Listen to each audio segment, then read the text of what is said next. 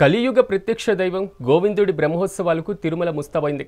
ఈ నెల 22వ తేదీ కల్లా బ్రహ్మోత్సవాల ఏర్పాట్లను పూర్తి చేసే దిశగా అడుగులు వేస్తుంది టీటీడీ. పాలక మండలి ఏర్పడిన తర్వాత తొలిసారిగా జరుగుతున్నటువంటి బ్రహ్మోత్సవ ఏర్పాట్లు ఘనంగా జరుగుతున్నాయి. ఈ నెల 24 నుండి శ్రీవారి వార్షిక సాలకట్ల బ్రహ్మోత్సవాలు ప్రారంభం కానున్నాయి. దీంతో తిరుమలలో ఉత్సవాల పనులు వేగవంతంగా జరుగుతున్నాయి. దసరా సెలవులతో పాటు తమిళులకు ఎంతో ఇష్టమైన పెరటాసి మాసం కావడంతో అధిక సంఖ్యలో భక్తులు తిరుమలకు వచ్చే అవకాశం ఉందని టీటీడీ అంచనా వేస్తోంది. దీంతో భారీ ఏర్పాట్లు చేస్తుంది. స్వామివారు విహరించే తిరుమాడ వీధులతో పాటు 7 కొండలను సర్వాంగ సుందరంగా తీర్చిదిద్దుతున్నారు అధికారులు.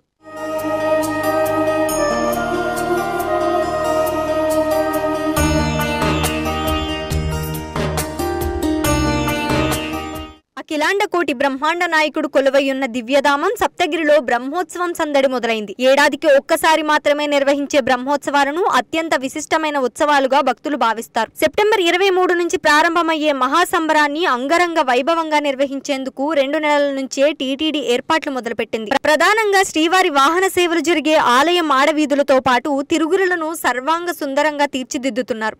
రంగురంగుల హరివిల్లులతో పాటు ఫల, పుష్ప, విద్యుత్ దీపకాంతులతో తిరువీధులను దేదీపమాన్యంగా తీర్చిదిద్దుతున్నారు.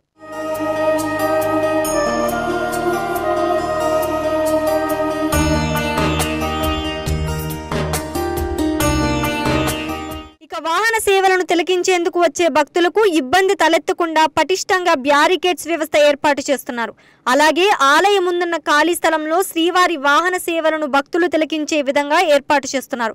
ఇక తిరుమలలోని ప్రధాన మార్గాలలో భారీ అర్చీలతో పాటు క్యాటేజీలు, కార్యాలయాలు, భక్తజన సంచారం అధికంగా ఉండే ప్రాంతాలను విద్యుత్ దీపాలతో సుందరంగా అలంకరిస్తున్నారు. ఇక ఈ నెల 16వ తేదీన ఆలయంలో కోయిల్ ఆల్వార్ తిరుమంజనం కార్యక్రమం నిర్వహించి ఆలయాన్ని శుద్ధి చేశారు.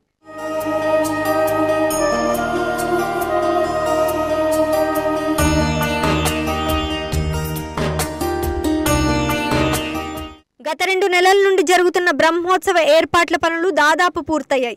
ఆలయ మహాగోపురానికి రంగులు వేయడంతో పాటు ఆలయం వెలుపల సుందరీకరణ పనులు కొలిక్కి వచ్చాయి.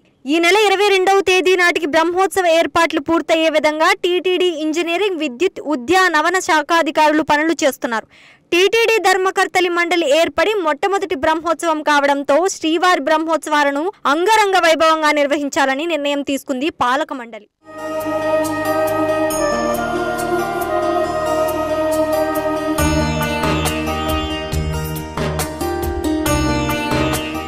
వాహన సేవలను ప్రత్యక్షంగా తిలకించేందుకు లక్షలాది మంది భక్తులు తరలి వచ్చే అవకాశం ఉందని ఇప్పటికే టీటీడీ అంచనాకు వచ్చింది.